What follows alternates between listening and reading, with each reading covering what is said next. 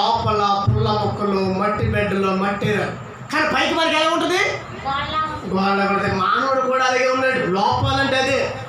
లోపం అంటే ఏంటి చెప్పండి? ఏంటి ఆ లోపాలు చెప్పండి? ఏంటి ఆ లోపాలు చెప్పండి? ఏంటి లోపం? లోకాస, నేత్రాస, జీవకుడం. అలాగే గలతీ పత్రిక 5వ అధ్యాయము చూసినట్లుంటే 19వ వాక్యంలో రాయబడిన మాట తెలుసా? అది లోపాలంటే అందులో ఉన్న చదువు. లోపాలంటే ఏంటి?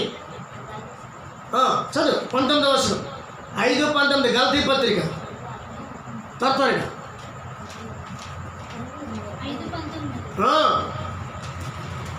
గలతీ పత్రిక 5:19.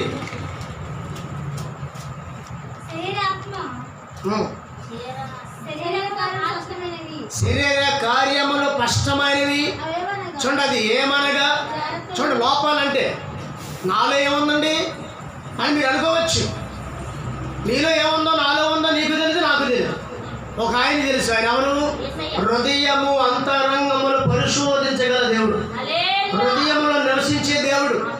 ఆ దేవుడికి అన్నీ తెలుసు. ఒక ఇళ్ళకి ఇంటి గురి తెలుసు. అందుకని ఇల్లు చూస్తే ఇళ్ళలో చూడక్కర్లాడు. ఎందుకని చెప్పండి? బిల్లాలు కాదండి, విల్లాలు. చెప్పండి. ఆ బిల్లాలకి ఇంటి గుట్టంతా తెలుసు అండి.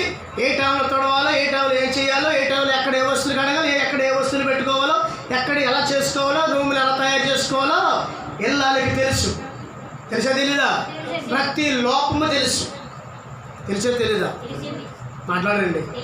మరి ఇళ్ళకి తన ఇంటి గుట్టు ఎలా తెలుసో, యజమానుడికి ఆ ఇంటి గుట్టు ఎలా తెలుసో, దేవుడికి ఆ మానవుడి గురించి అన్నీ తెలుసు. ఎందుకంటే ఆ మానవుడు దేవుడిలో వచ్చాడు కనుక, ఎందుకంటే దేవుడు సొత్తు కనుక.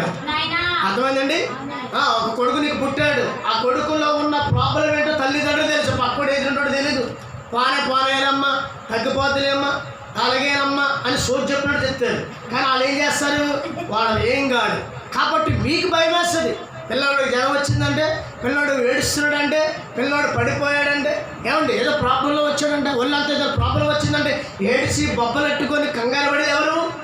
తల్లిదండ్రులు. ఎందుకంటే ఆ బిడ్డ బాధ ఏంటో తల్లికి తెలుసు, తండ్రికి తెలుసు. అలాగే మనము కూడా అనేకమైన దెబ్బలతో, గాయాలతో మనం ఉన్నాము.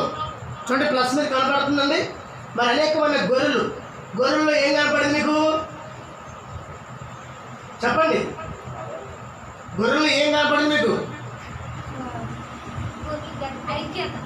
మొహం, ఐక్యత. చూడండి, గొర్రెల్లో కొన్ని శ్రేష్టమైన ఉన్నవి, కొన్ని గొర్రెలు జబ్బుతో ఉన్నవి, కొన్ని గొర్రెలు గాయాలతో